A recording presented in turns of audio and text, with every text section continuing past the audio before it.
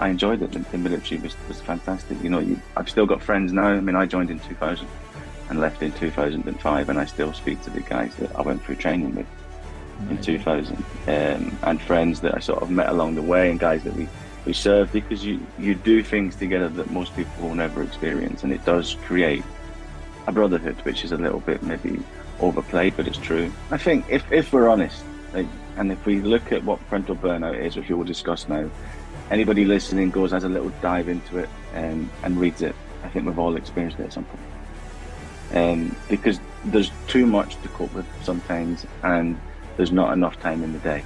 I won't sort of compare your highlight reel to somebody else's movie, because that's what you see. You see a snippet of what they're doing, Yeah. and we compare ourselves to it, and that unfortunately does. And there's a lady, Runtown Mum, named Shelley on Instagram. I met her a few years ago, and she talked a lot about burnout. She was the one that opened my eyes to it.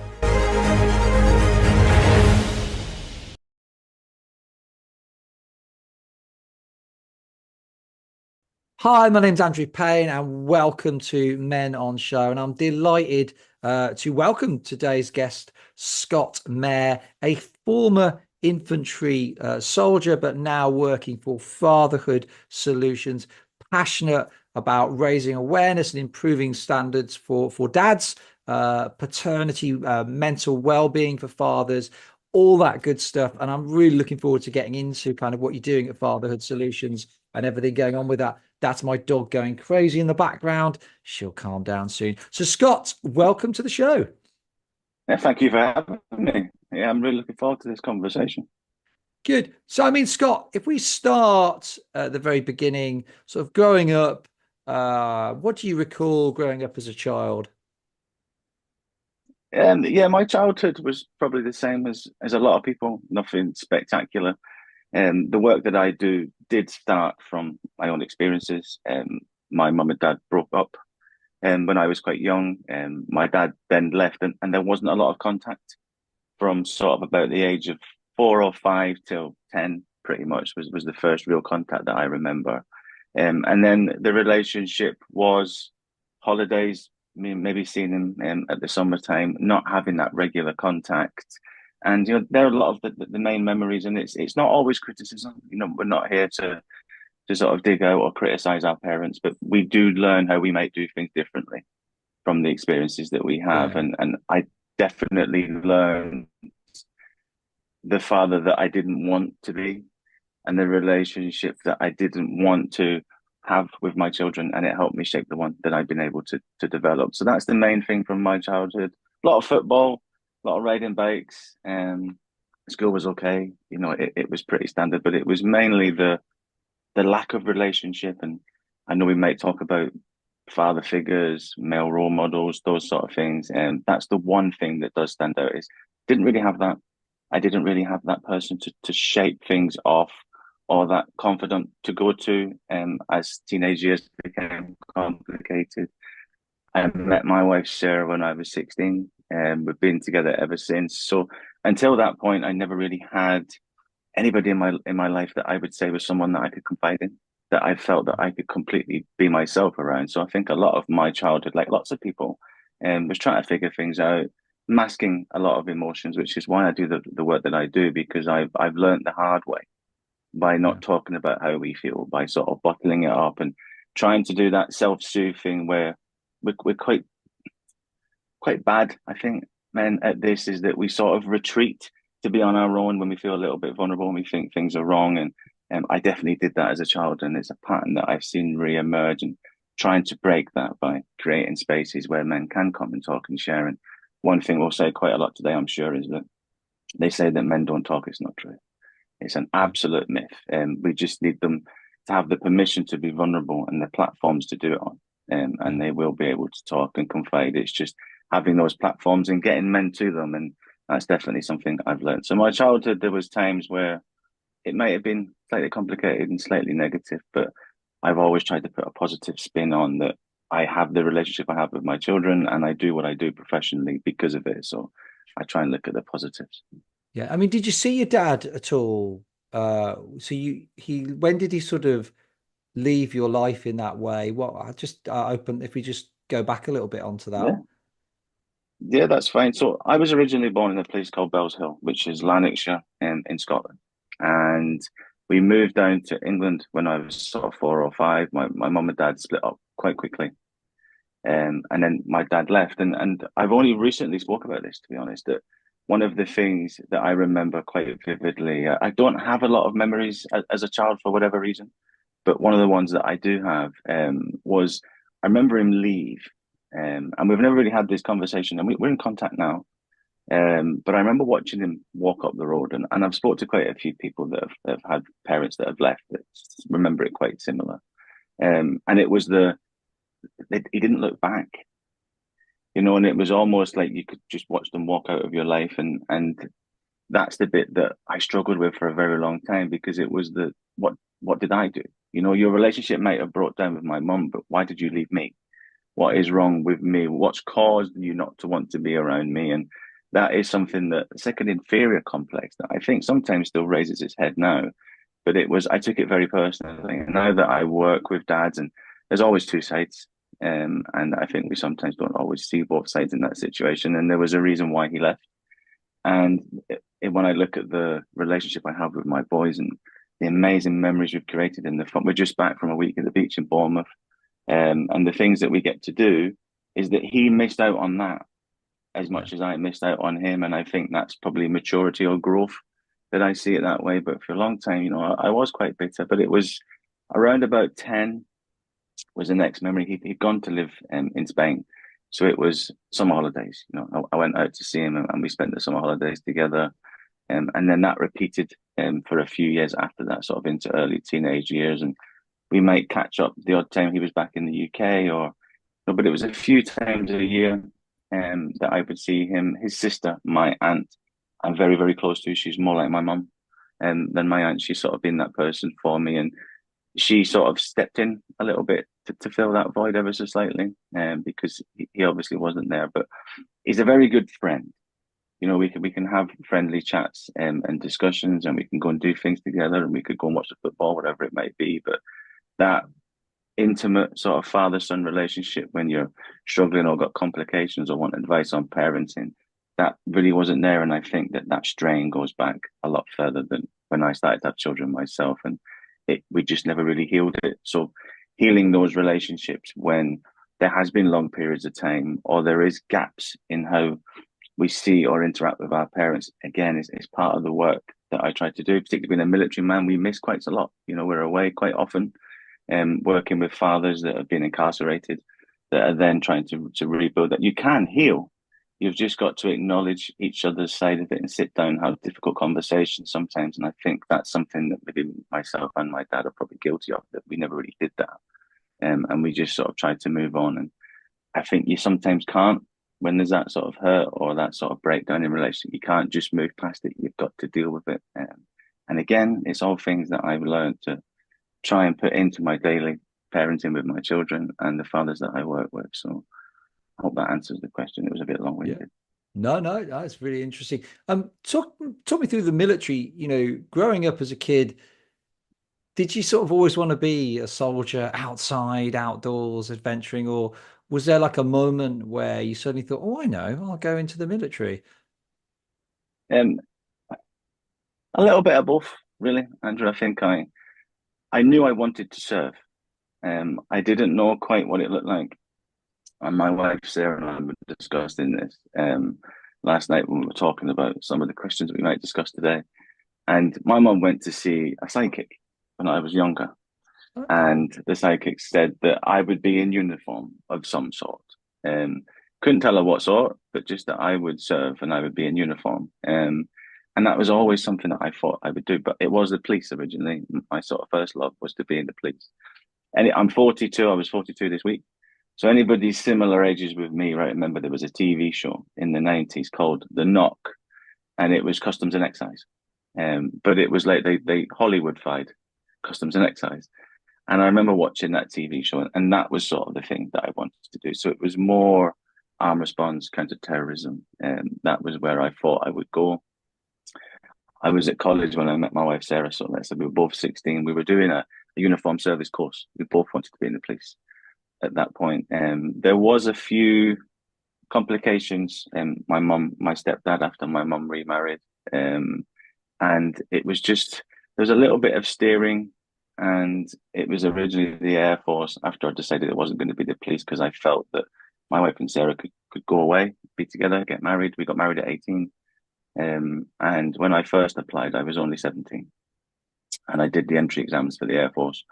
And what I wanted to do originally was either the fitness instructor or police in the Air Force. And you had to be 18 at the time to do both. So as I've walked out the careers office, what they do now is they have it all in one place. But back then they had separate ones. And as you walked out of the Air Force, the army was right in front of you. And there was a recruiting sergeant standing outside smoking. And I almost looked a little bit annoyed because they'd said, you've passed, but you can't do it for 6 months. And we got talking, and the next thing I know, I was joining the infantry. So that was never really part of the plan. I just got sold it very well, I think, and don't regret it. It shaped me. There's lots of things that I'm very proud of in terms of my service and what I learned. You know, to be able to become a man, serving your country is something that I am incredibly proud of. I left the military with injuries, so it wasn't choice to leave. You know, I was almost forced to leave. Struggled with that for a large period of time because the military, it's not something that you do, it becomes who you are. And that sort of loss of identity, trying to transition back into being a civilian, took me a while to readjust, particularly when with injuries, you're different. You've got to do things differently. You've got to adjust twice because you're adjusting physically and you're adjusting mentally. That bit took a little bit of time. I found that very difficult. I was very fortunate to have amazing support from my wife Sarah. But yeah, I enjoyed it. The military was fantastic. You know, I've still got friends now. I mean, I joined in 2000 and left in 2005, and I still speak to the guys that I went through training with in Amazing. 2000, and friends that I sort of met along the way, and guys that we served because you do things together that most people will never experience, and it does create a brotherhood, which is a little bit maybe overplayed, but it's true. And that relationship is incredibly important, and it's a different type of friendship. And again, one of the groups that I do for dads is for serving fathers to help them with relationships with their children, and to create that network where they can speak to other dads that are trying to do it from a distance when they're deployed or on training or getting posted. And it's just trying to help all fathers from different sort of aspects facing different challenges to one be parents, but to surround themselves with other dad friends, because that's one thing that we tend to see in lots of reports statistically will tell you that 20% of new dads feel completely isolated in Yeah. that first year after having a baby. Now that is magnified if you're the first one within your friendship group, because then you no longer offer to that group what you did before, and you can't do Tuesday night down the pub or Saturday at the football. And if you can do it, you might not want to because your priorities have shifted and your friends maybe don't understand that. And it was mapping that out and speaking to dads and seeing lots of similarities that when I left the military, I mentioned that transition was difficult. People understand that. They even sympathize with it, to be fair. But when you become a parent, you go through a very similar change. You go through that shift and that loss of identity that we're a bit uncomfortable to talk about because you should be so grateful that you're a parent. And that's not saying that people aren't. It's just a big shift and it's a change. And when you can't speak to the people that you would have confided in before, you do become very isolated. So it's trying to create networks where there is other dads that are going through it. They might not be from the same background as you, but they're navigating these similar sort of waters. And it's just having people to talk to that I think makes parenting much easier when you have people to talk to. Yeah. And I mean, we'll come on to parenting, obviously. But without children, if I had a friend who was absolutely battered by sleep deprivation in a really bad way, I'd have just been like, well, just get the kid into a routine. Like there must be some stuff out there. Just get them into a routine. Um, as a parent now, having gone through uh, horrific sleep deprivation, I realized, we tried every trick in the book. And I think it is, yeah, if you're the first in that friendship group, there's a whole bunch of stuff that actually, until you've had kids, you just don't see or can possibly commiserate with at all. So yeah, I mean, I want to get onto that. I suppose that's not a bad sort of segue into that. So just I want to talk about fatherhood challenges and all that kind of stuff. You work for Fatherhood Solutions. Tell me about Yeah. Fatherhood Solutions. What are you trying to do? What are you doing on a day-to-day basis? So yeah, Fatherhood Solutions was pretty much set up in collaboration with an organization called IPIP. Now, IPIP have worked with public health for a while on a lot of different areas in maternity. And we were introduced, the managing director of IPIP, were introduced by a mutual friend.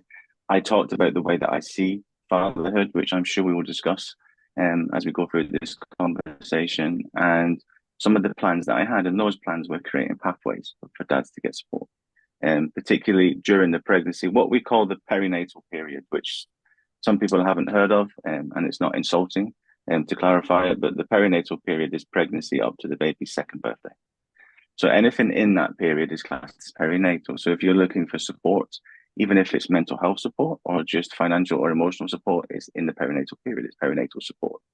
So it was trying to create that early support for dads, and to one, their own emotional well-being, two, to build relationships, bonding and attachment with their child, how they can interact with the child, the benefits of just doing the things that we sometimes take for granted, talking to the baby, as you're sort of dressing them, by explaining what you're doing, you're communicating, you're exchanging language, you're interacting with them, and there's so much that will develop in that child.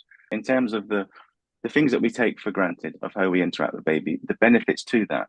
So talking to them, engaging with them, smiling at them, as you walk past them, just to interact with them, to look at them, to let them connect with you in that same way, has so much development benefits to them.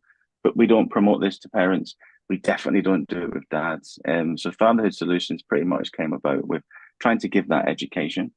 I'm surprised we've not mentioned this yet because it normally starts much sooner. My wife Sarah and I have got 7 boys, um, which we normally get a few eyebrows raised at. And it's what I'd learned along the way. Lots of different complications. 3 of my boys have neurodiversity, and one of my boys will soon be also diagnosed with autism. So there's a mixture of autism and ADHD. And there's been complications in school. There's been one of my boys was bullied. There's lots of different things that happen. And like every family, you go through challenges. And it was having spaces where dads could get support for that was really important. But really, it was taking it back to the beginning and involving them during the pregnancy, because recent research that I did as part of Fatherhood Solutions with a friend of mine called Mark Williams was that looking at the father's experience. And, in the surveys and the polls that we did as part of that research, between 80 and 87% of dads are not asked at any point during the pregnancy how they feel or any concerns that they have. Their opinions are not asked during the pregnancy. So what tends to happen is that they distance themselves ever so slightly from the conversation because they don't feel they're involved in it because nobody asks their opinion. The language that we use is fundamentally important, and we know we're trying to be inclusive as a society of all families and all parents, as we should.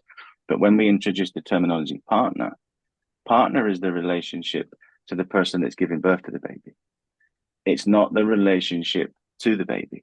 So what we tell dads or partners and same-sex couples from the beginning is that you're an inferior parent because we can't even address you as your relationship to that child. You're only there by proxy as the person who gives birth to the child, which is the person that we really want to speak to. So they're not engaged in the language that they identify with.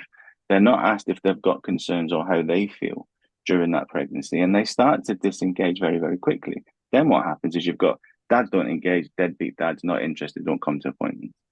And it's how do we shape that? And what we do as an organization is not just create the pathways for dads and have the support for dads, peer support, group sessions, meet up, education settings, but also working with professionals through training, mentoring, and coaching so they understand the father's journey, what it looks like, what some of these barriers might be, why this dad might not engage, why he's finding this pregnancy difficult.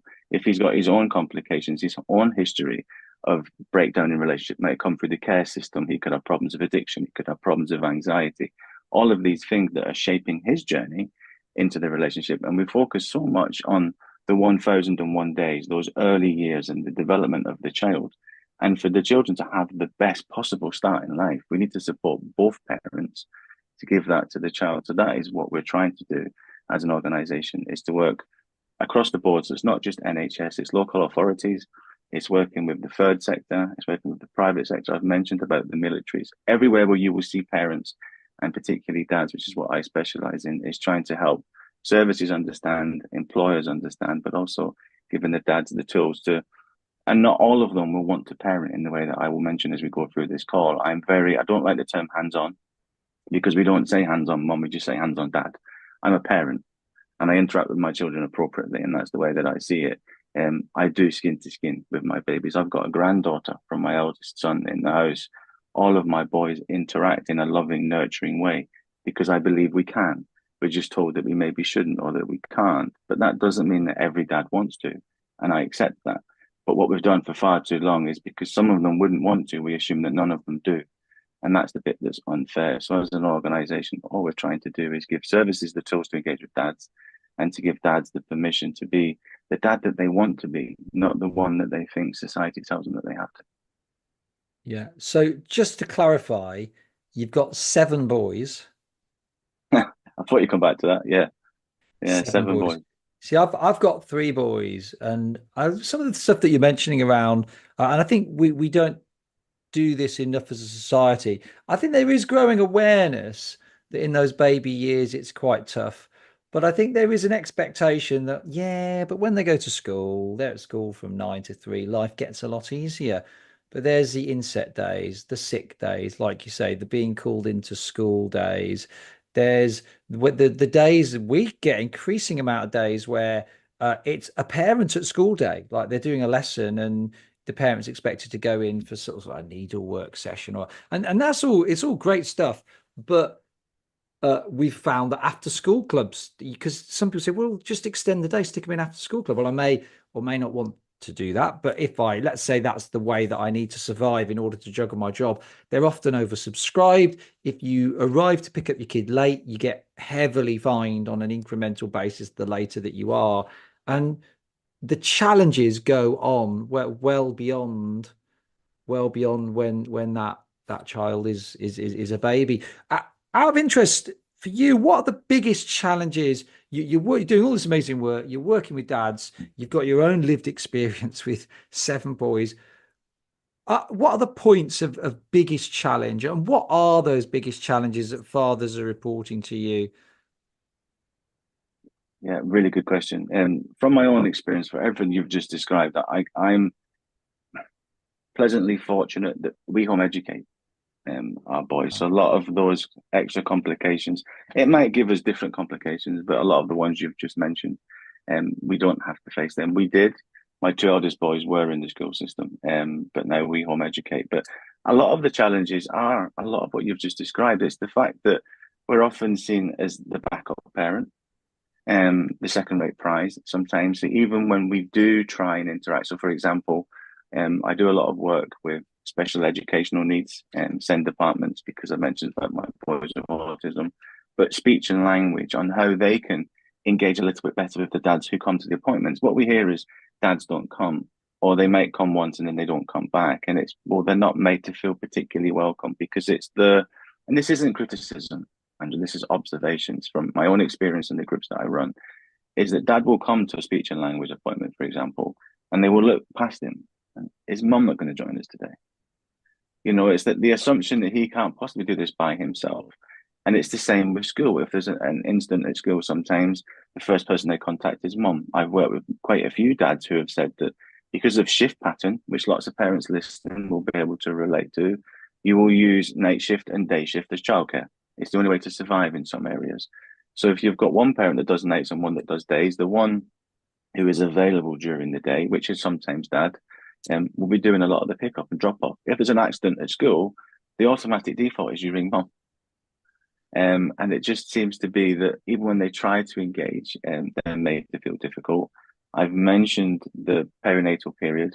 That is where so much of it starts, is trying to get that engagement in the beginning. If they're looking for any sort of support, we don't want to make this all about emotional well-being and mental health, but when we're working with services, and this is for dads and for services, if a dad is finding the pregnancy difficult, there might have been complications. There might have been a difficult journey in. So you might have had previous loss. You might have had IVF journeys.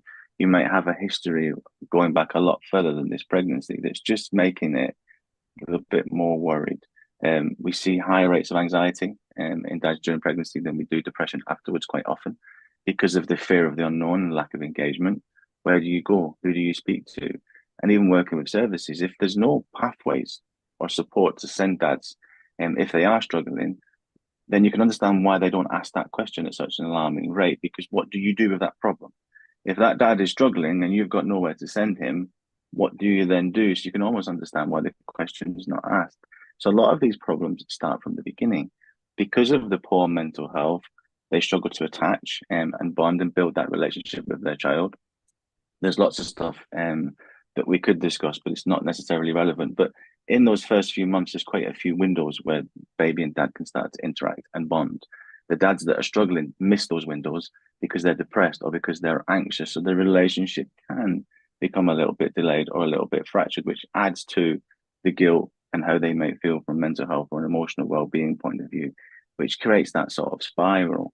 And then we hear, obviously, dads don't engage, or you've got the dad that goes to A&E. I've got 7 boys, as you've mentioned, and as I've mentioned, we go to A&E a lot. We were there a few weeks ago. My son decided to fall off a rope swing and break his nose. So off he went to A&E. And as you sit there and you see sort of parents interacting, but because we've got so many boys, we are there a lot. Sometimes we just walk in and wave and they say, take a seat on first name basis. But you watch the dad sometimes come in, and I've experienced this, and I'm sure with children you've experienced this, is I don't suppose you know your daughter's date of birth, do you, Dad? Or I don't suppose you know if your son's up to date with his inoculations. It's not the fact that we have to ask the question, it's the way in which we ask that question. It's the assumption that he won't know these. The only time that you don't really see it in that same way is when they ask if there's a social worker involved. They don't ask it in the same way because the assumption is the dad will know there's a social worker because he's part of the reason. It's quite often how it's seen, and that's how dads feel. But those other questions, it's asked in a way that you won't know that. And don't get me wrong, there'll be sometimes you go to A&E in an emergency if you've got a child that's really hurt, you forget your own date of birth and you forget where you went to school, let alone your children. So it can happen. So it's okay that we have to ask that question in that, but it's just the way in which we ask it and the assumption that dad doesn't know these details that creates a lot of these barriers, a lot of these difficulties. Trying to see friends, we don't overly socialize, particularly as men. We don't have big groups of friends, so that's one of the areas. Sometimes dads that come to the groups say it feels like the only friends I have are the husbands of my wife's friends, and we only really socialize where we stand there awkwardly at dinner nights, or when my wife pops around to see a friend on the way back from Tesco, pop in for a coffee. And we just sort of stood there talking, and we talk about the car and how the car's running. We ask about work, and we might try and find some common ground on football, and then we're out of questions. And that's what a lot of dads will describe. It's like we don't really have that 3 o'clock in the morning friend that you can ring when things are really bad. And like you said about when you're up at night and you're sleep deprived. And I've mentioned the military, I thought I knew sleep deprivation till I had kids. I didn't. And it does impact on things differently. And having those people to ring sometimes when you're struggling, women are better at that. We know that statistically. So having those people that we can confide in and seek advice from is an area that struggle. Trying to juggle it at work, because you will have it where it's, oh, my daughter's got the orthodontist. Can I finish half day on Wednesday? Well, can't mum take them? That is sometimes the response to that question is it should just be mum that does that, which is wrong in this day and age, particularly when we know statistically 1 in 9 stay-at-home parents is now dad. And, 16% of sole parents in the UK now are dads. So there is more dads involved in the day-to-day, hands-on primary parenting. But we still assume that these things will be done by mum because there is a lot of pressure. There is a lot of the parenting load put on mums. We know that, but it's because it's sometimes made difficult for the dads that do want to be able to. They are penalised if they want to go to antenatal appointments. They sometimes have to go unpaid. Now, in the current climate, financially, it's very difficult to take an unpaid day off work right now to go to an appointment where you might be seen as that second-rate parent. You might not be engaged with. I work with dads regularly, Andrew, that will be sat outside the appointment. They don't even go in. So it's like we've took a day off work paid to go and sit in a waiting room and not be spoken to. I might as well be at work. But then if they're at work and not at the appointment, they're criticised.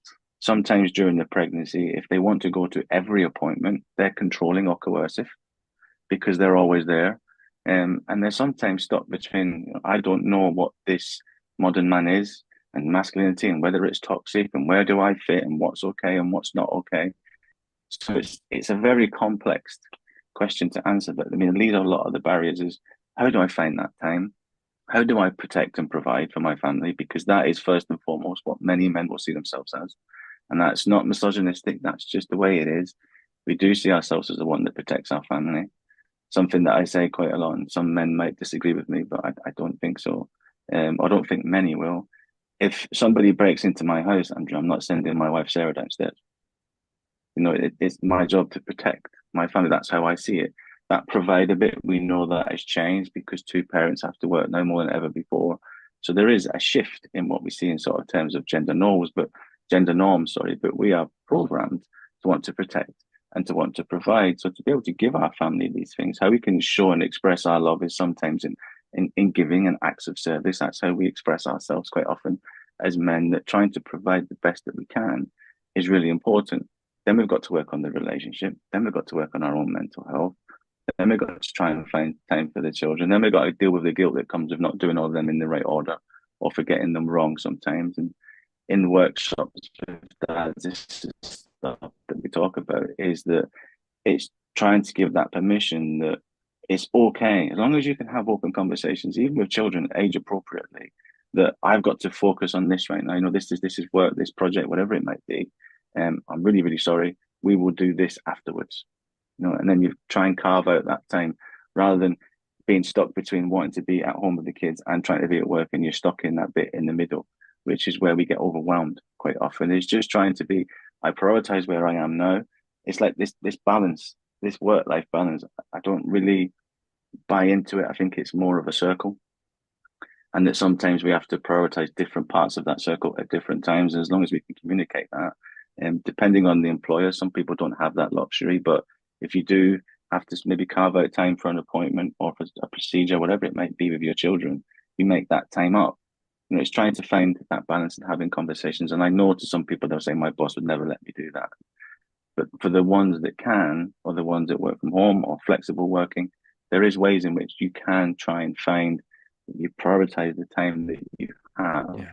because it is that overwhelm and that burnout, which I know you're going to bring up in a few minutes at some point. That's where that stems from, is that we don't know where we're supposed to be prioritizing and we just get crossed. We get stuck in the middle.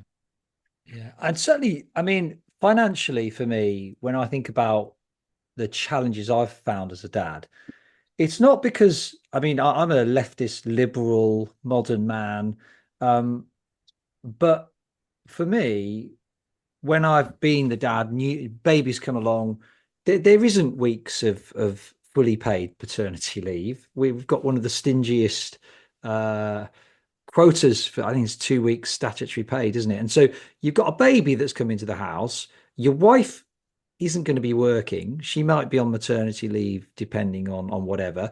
If she's going to take a longer term maternity leave, that's going to have a hit on her career. So some hit on your finances. So of course, as the father who's not breastfeeding, you're going to go out of work to work and work really hard and try and make sure you can maintain your job, even if you're sleep deprived, and push for promotion because you've got a family. It's not because you're a misogynist, but you're working with what you've got here and under pressure. And so I think for me, that I felt like I should be at home more and be more of a dad, but I felt like I should be out working for the family because financially, this is the time we really need me to be out working. And I found that exhausting. I found that really exhausting. And bearing in mind, it's harder than ever to provide. We're in a cost of living crisis. But there was some research, I'm sure it was Richard Reeves' book of Men and Boys, where of heterosexual women that were surveyed, this sense of what would they look for in a future male partner, provider was like right there at the top of the list, as it was 50 years ago, 100 years ago. But society has evolved and it's harder to be that provider. So for me, that's a difficult challenge for guys. They know they should be, they want to be more supportive, but they've got to keep bringing home the bacon or whatever phrase you want to use. That for me was difficult. I wanted actually to take the foot off a little bit at work, off the pedal, off the accelerator, so I could balance it. But I felt financially the pressure was on. I need to keep delivering for my family. And then that creates this habit where you then are away from the kid stuff. Mum can take care of it. Mum's on maternity leave anyway. And it can then set up these bad habits. And I think employers are perhaps a little bit better at that, but still struggle with school sports day, nativity play. Unless you're someone like me working for myself or working from home, I think that is a challenge for employers. You've got another thing, a dentist appointment this time. Your kid's off sick. It's really hard. It's really hard. So talk me through. So burnout. I know you mentioned that on a LinkedIn post. Have you suffered that yourself, would you say, parental burnout? I think if we're honest, like, and if we look at what parental burnout is, which we will discuss now, anybody listening goes has a little dive into it and reads it. I think we've all experienced it at some point. Because there's too much to cope with sometimes, and there's not enough time in the day, and Yeah. we only have so much headspace to give. And most parents listening, I'm sure, will have experienced this, and I definitely have. Is that you will have so much going on at work, and you'll be trying to balance things, and then the engine goes on the car, and you've got to try and figure out how we're going to get that done, how we're going to get to work, how we're going to do all of this stuff, and then the kids want to go and play in the garden, and they're asking you to do it. You know, you just don't have that to give. Mm. It's just not there. You're just at capacity. And it's the when they're asking you and you're saying no, and the little lip drops and the head drops and they turn around as they walk off, and that really guilty feeling. And sometimes you'll force yourself to go and do it, which is the natural reaction. But then there's other times when we've gone past that, and it's they're trying to talk to you, they're trying to ask you for something, and it's like I just can't. I just don't have the capacity to listen, to interact, to have this conversation. It may be with your partner. Your partner might be asking you something, and it's just I can't talk right now because I'm just done.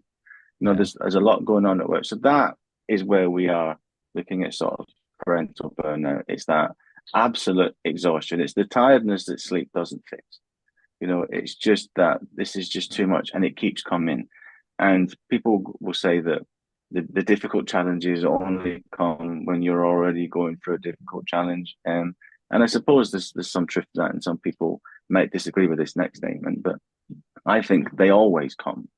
It's just when you're at your most vulnerable and you're most burnt out, they're just harder to deal with. You know, it's Yeah. not that they only happen. You know, it's a bit like if you broke your toe, and then sod's law, if you're going to bump something on the door, it's going to be that toe. It's not always the case. It's just you're going to realize it because it's already sore. Yeah. And it's the same when we're burnt out, when we're emotionally, physically drained. We've got so much going on, and then we carry a lot of that guilt. And again, not everyone would agree with me. I know this, but we can explain that to us. There's nothing wrong with having that conversation with our children of all ages, age appropriately, because it's not bad for them to realize that you're not just ignoring them Yeah. and that they're not the priority and they're not important. There's a reason why you can't do this today. That's good for them to understand that. I don't think it's a bad message for them to sometimes know that we can't always drop everything that we're doing because they want to do something, and that sometimes they have to wait, and other people's priorities will sometimes come first. Nothing wrong with that. It's not a bad lesson to learn, but we feel that guilt. And especially when you mentioned about some of the challenges that Dad's mentioned, and I know this is a little bit later on, but when you mentioned about me having seven boys, the biggest challenge was going from one to two. And I always like to talk about this because I know lots of parents will probably be going through it or have experienced it, because you've then got to shift everything and split it in half. So you've now got to find twice the time, twice the attention, twice the love and affection, and you don't think you're capable of it because you see how strained you already are. And I know there'll be people listening to this that have got one child that are thinking, I can't do this again. How can I possibly duplicate this?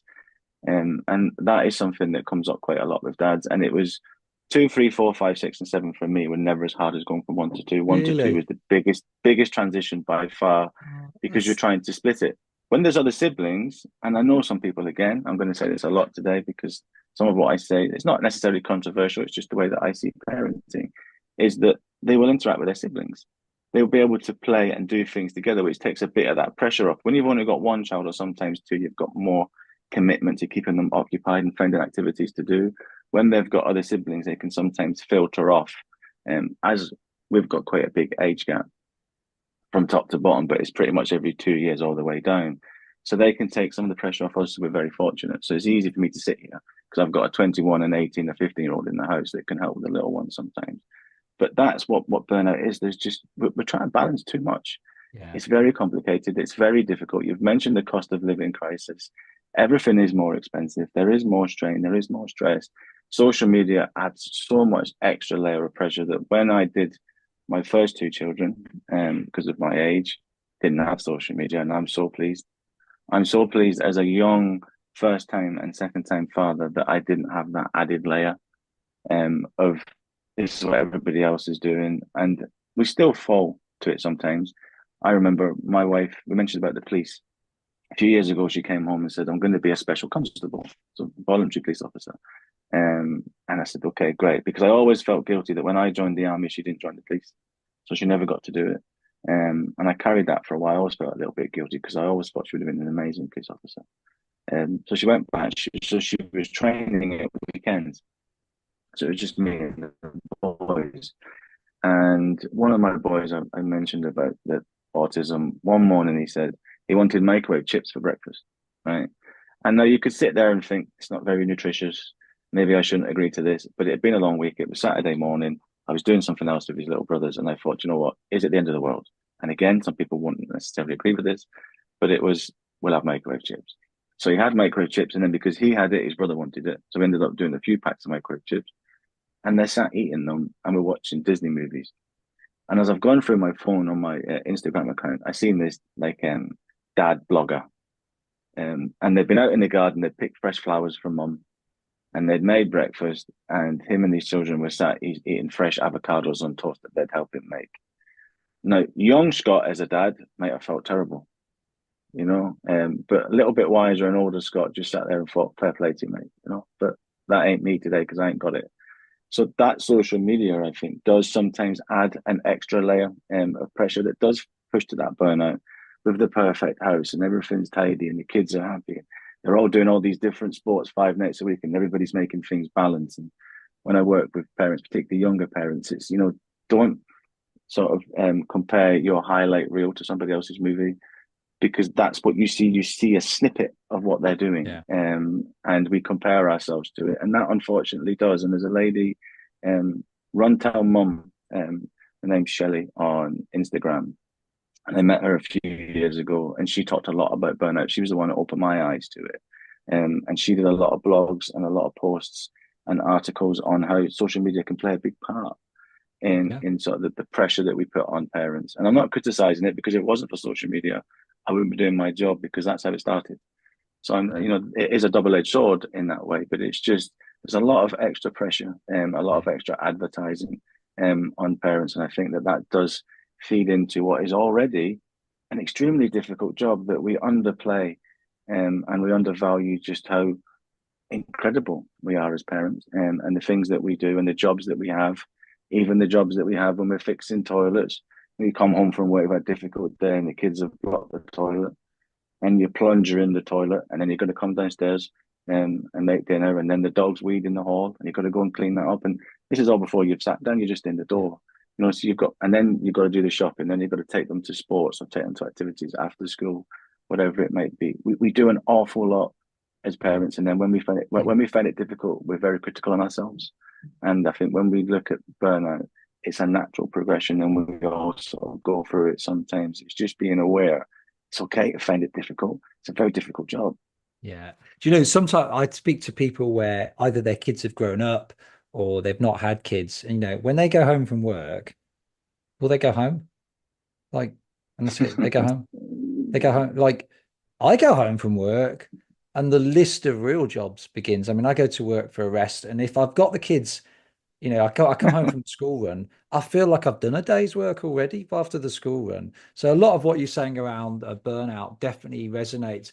And I found myself yesterday. I mean, we've been quite stretched. I've got a quiet period coming up because it's August and I really need it. I'm probably on the edge of burnout because yesterday I found myself being irrationally angry. I've got an event coming up at the end of August, and I couldn't book train tickets. And my card had got blocked by my bank for some bizarre reason. I don't know why they blocked it, but it took me like about an hour to book these stupid train tickets. And I was so irrationally I was in such a rage. But I realize that because and I've got all the tricks in the book to calm myself down, obviously with the work that I do. And I'm quite a calm person, but burnout, parental burnout, burnout in general, pushing myself too hard because of all my responsibilities means that with things like buying train tickets, and it just took far longer than I expected. Normally I'd be like, oh, well, a bit frustrating, but I'm in an absolute rage. And I think that's where it sort of comes out for me a little bit, that I need a bit of a break, and I really do. What a few thoughts. I found it hardest going from two to three children wise, because I always understood. This sounds very mercenary here. I always understood the value, the investment of going from one to two kids, because of actually the first year is really tough. But then as number two, as long as the age gap's not too big, they then entertain each other. But for me, going into three brought a level of chaos that sort of tipped me beyond what I felt I could cope with. Um, and so for me, genuinely, that was much harder. And my encouragement to a parent listening to this with one thinking, can I cope with two? Um, During COVID lockdown, my boys were 7, 4, and 1. Because 7 and 4-year-old had each other, they loved lockdown. They had friends at school who either have no siblings or whose siblings are the other gender, and there's a massive age gap, who were bored, who were lonely, who were desperate to go back to school. The parents were worried about their well-being. My boys had an absolute blast. They loved lockdown. They wanted lockdown to go on because they entertained each other all day, every day. And so for me, that's the value of going from one to two. It is hard, but it is an investment. That's how I see it. It makes it so much easier. The social media thing, I mean, yeah, I think it's probably it's given us more resource if comparing our lot with parents 40 years ago. But the comparison thing is really, really hard. Um, I try to commiserate that everyone's stuff on social media is best bits, exaggerated bits, or fake bits. And that kind of helps me. But I have to talk myself through that. Everyone always seems so happy, at a beautiful restaurant. Everyone's smiling. No one's posting footage of their kids bickering. The food was crap. I spent all this money on a meal and it was disappointing. Kids wouldn't even sit to the table. Why do I even take my kids out? No one posts stuff like that, and I feel like there's not enough real life on social media. So all of what you're saying, really commiserates with me. Out of interest, do you see much? I think one group of fathers, and mothers, parents are, face this, but for me, one group of fathers that get left out of the conversations on fatherhood as a group of fathers. We know about new fathers. For example, there's increasing conversation around extending paternity leave, which I see as a really good thing. It won't solve all problems, but it's a good step forward. We need to change attitudes. We need to create more support for fathers at all levels and stop seeing fathers as some kind of add-on. Um, the other group of fathers that I think life is really tough for, and I've been there, so I understand some of this, are fathers that don't live with their children, uh, and are either in the family courts battling it out, or it's not at family court level, but they're having to tread a very careful line. Even if access is shared, they're still trying to tread a careful line because they don't want it to go pear-shaped and get dragged through the family courts. Do you do much work with fathers that are not the sort of the full-time resident fathers for their kids? Yeah, so we've got quite a few different elements to fatherhood solutions as a project. What tends to happen is that we will be commissioned by local authorities or by city councils to build different types of pathways. That's one area that lots of local authorities are trying to offer more support to. So it's definitely an agenda topic, for sure. So we do have quite a few dads that will come through. They face very similar challenges. So within the team, we do have experts that are in co-parenting, which is a term that we use most of, how to do it effectively, but also the things not to do and the conversations and the arguments to not get dragged into, and the way in which to not send that message because you're upset at what's being said or what's happening, and to how to try and do things with the best interest of the child, but also protecting yourself in case you do end up in that court procedure, that you can say that you followed the line correctly. It gives Yes, you so more important. chance than the tit for tat back from text messages. Trying to have that element of respect. Now, the reason I bring in experts to do this is I've never had to co-parent, so it would be very insulting of me to try and tell somebody how to do it.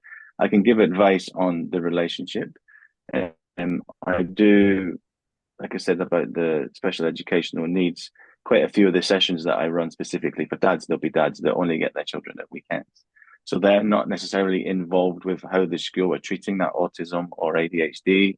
They might not have that same sort of relationship. So they don't know how to help the child when they have that meltdown or when they are sensorily overloaded. And it sometimes becomes a little bit confrontational because they don't know how to de-escalate it because they're not around them all of the time.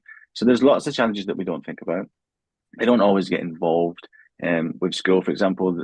It's very rare. There is some schools, and I might get corrected. And if anybody's listening that can correct me, please contact Andrew, and Andrew can pass it on.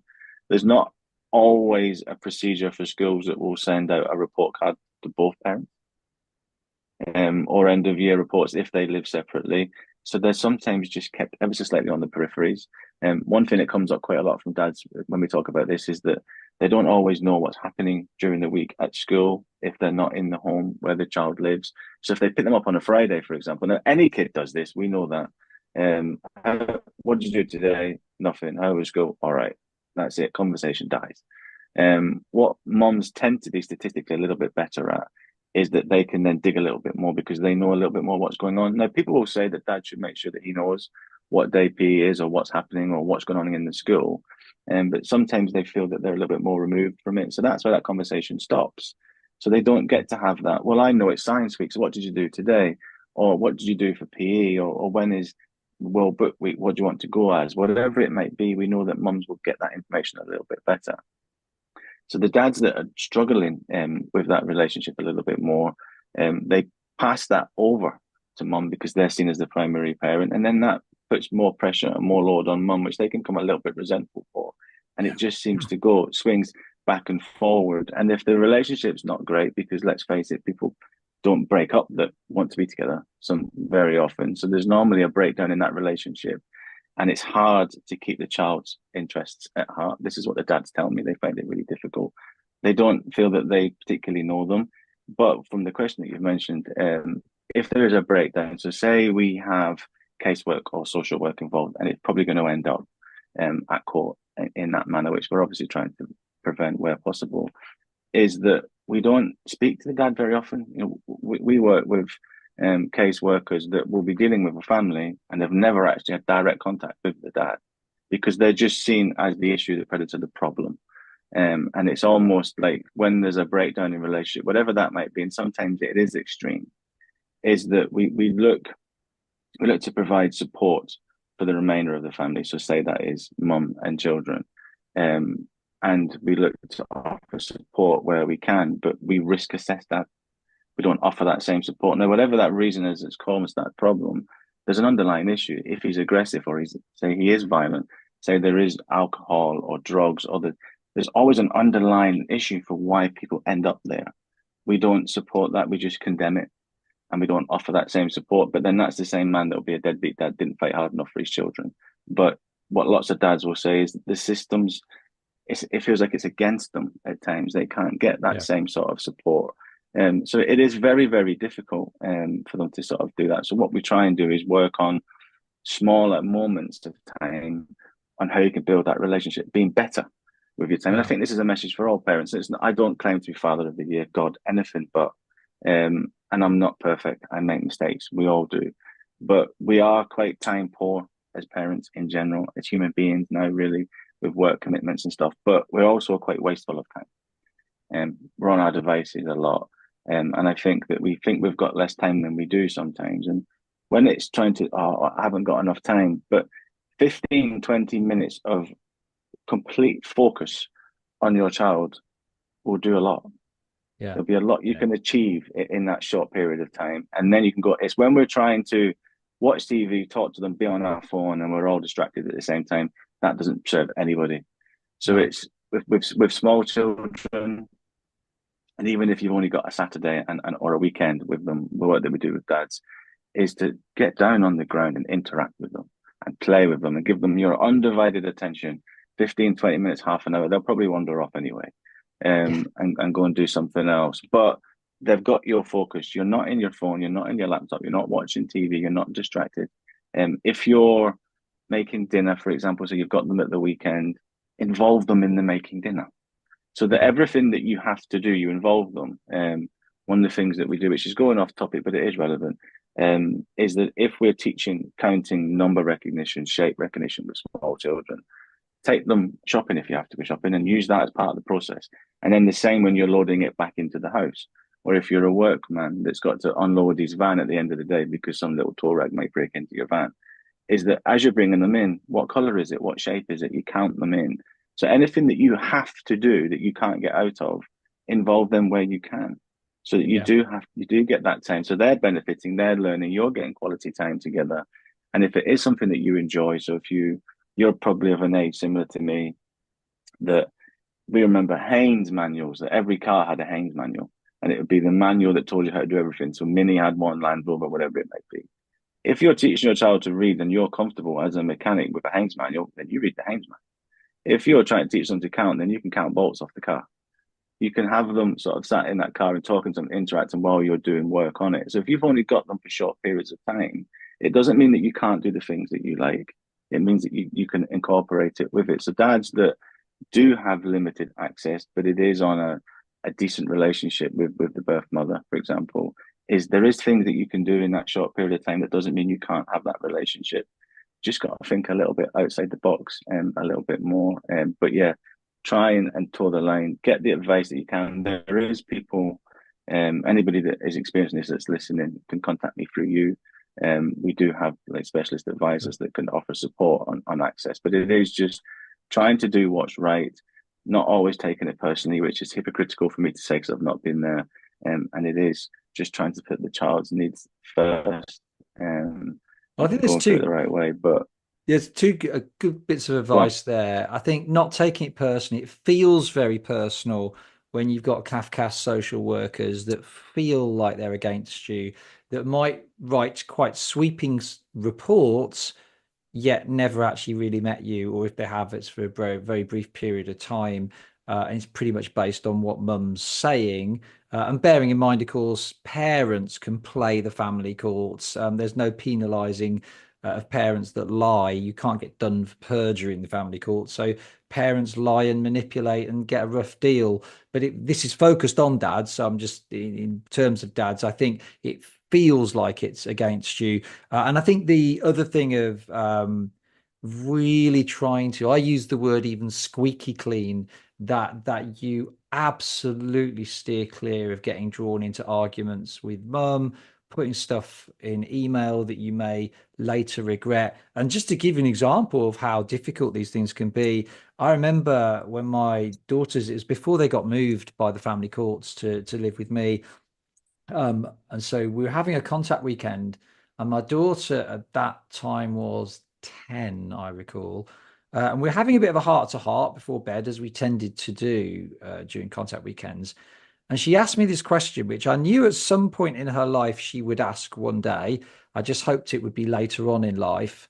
But she was asking it, and I was like, oh man, what am I going to do with this question? So she said, Daddy, why does mummy always lie?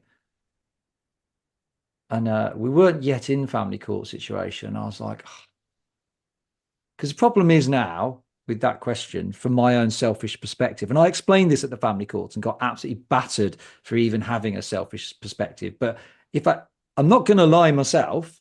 If I say, well, mummy doesn't lie, that itself would be a lie. Um, if I say, well, yeah, that's really hard. She does, I struggled with it too. Then that is alienating language for which I could be in a lot of trouble at family courts. I could just say, well, mummy loves you. And that's what's important, and try and duck the question, which was my first response, which I tried to just avoid her very rational heart to heart question. And she said, well, I know she loves me, but why does she always lie? And so it was really hard. How does, and this is where I'm sort of talking about fathers that maybe don't have contact, maybe they're not in relationship anymore with the mother. These questions can emerge and they're really hard to deal with. That's the added pressure on top of finance and providing maintenance. And maybe you've got a new relationship, and how does your new partner get on with your child, and how does she co-parent as a future step parent? This is all difficult, but a lot of the conversation that occurs is tough, and knowing how to answer that is really, really hard, because the courts, and I'm digressing slightly, but they expect you to mediate and cooperate, which is not easy to do if the other person has abusive tendencies, destructive tendencies. You can't mediate with someone that has destructive tendencies. It really, I've tried it, been there, and so I answered the question really sort of saying, I sort of made the point that, yeah, everybody lies a little bit. I might exaggerate on the side. And she again, but why does mummy always, like, she makes stuff up? And so I showed some honesty that I also found it really tough, but we need to, mummy loves you. But the fact that I agreed with her and had some discussion honestly around that point, I got battered for in the family courts. And so I think it's really important that we have resource for parents in that situation. How do they co-parent whilst not saying stuff that's going to bite them on the nose later in the family courts? And how do they co-parent so they don't hurt their children as well, with the children's best interests at heart? These are very, very tricky questions to answer. It's great to see that Fatherhood Solutions has got that covered. You've got the experts, you've got people that can help, because it's, having been there, it's really, really tough being in that situation. So tell me, just because we've been chatting a while, I mean, I could just chat to you all day about parenting. Um, what's next for Fatherhood Solutions? What's the big aim? Can you sort of summarize that in a paragraph? Putting fathers at the forefront of decisions made that impact on them and their children. We will continue to do that work on a larger scale, and we're already operating in a few different areas on there in the country. We'd like to take that further, and all aspects of parenting have support for dads where they can be involved in all decisions that are made from conception right up till the child turns 18. Brilliant. And just how do people find you, Scott, if they want to get in contact with you? Because you do such brilliant work. How do people, what's the best way to get hold of you? On social media, if you type in Fatherhood Solutions or Scott Mair on Instagram, Facebook, LinkedIn, Twitter, or the website Fatherhood Solutions. And give me a final message of support. And let's aim this not just for men and boys in general, but at dads in general, because that's been the focus of our conversation today. Uh, can you give a message of encouragement? If you could give any message of encouragement, there's a couple of sentences for dads at the moment. What would you say? But I use it a lot.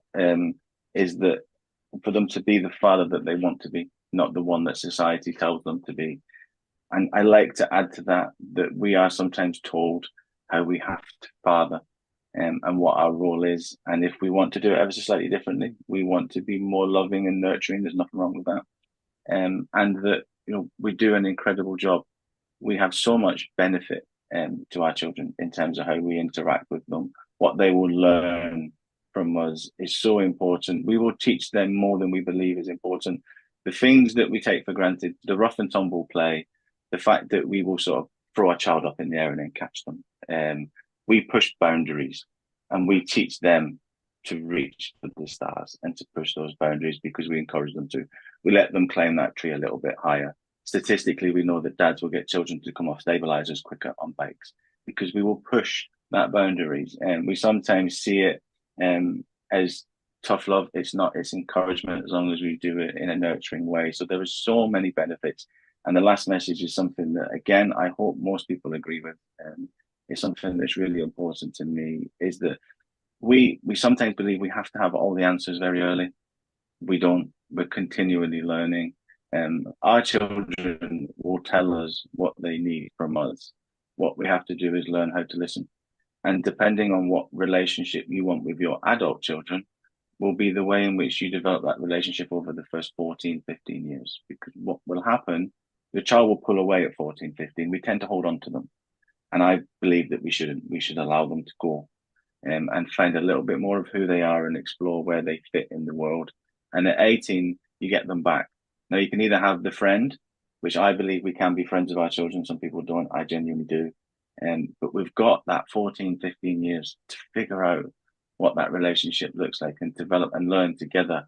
We don't have to have all the answers, and it's okay if sometimes we have to tell our children, I don't know, but we'll figure it out.